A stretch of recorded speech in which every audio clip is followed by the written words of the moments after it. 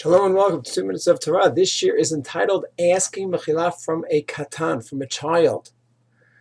We all know that Yom Kippur season, and really should be all year long, but especially Yom Kippur, that one must ask forgiveness from anyone who he has wronged.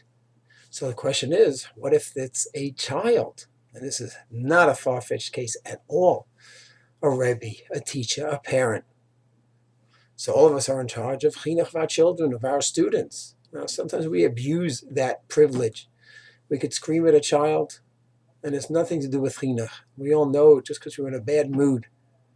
So we look back and we realize, not all the times that I spoke and rebuked my child and raised my voice to the child, or whatever it may be, it wasn't only perfect chinuch. I was in a bad mood, tough day at work, etc., and I took it out on my child. And I realize that I want to ask Mechila. I go to my child, whether it's during the year, before Yom Kippur, and I say, listen, Ploni, Ruvain, I scream to you sometimes during the year. I was trying to give you hadracha and guide you, and sometimes I don't know if I did it in the right way. I ask for Mechila.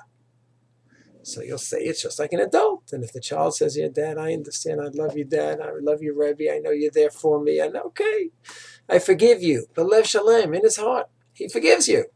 So you say, that's fine. There's only one problem. We all know of an amazing halacha on the first day of Sukkot, where if a person gives his lulav to a katan, a 10, 11-year-old, the katan makes a kinyan, it's now his, and now the arba minim are his, which is what you need on the first day, has to be yours. And if the adult needs it back, the halacha is he's in trouble. He has to make sure to do the mitzvah first, and then give it to the child, because a child cannot be mochel on his chelek, his portion of the lulav and esrog. That is a Hoshen Mishpat halacha, that a kid can make a kinyan but cannot be mochel on his kinyan. So can he be mochel on his feelings and say, I forgive you. The ill will is gone. Totally, Dad, in my heart and in my head.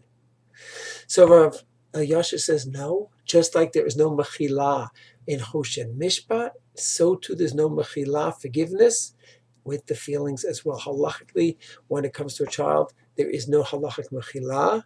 From Nissim Karelitz argues and says, no, there is. And there's two separate topics.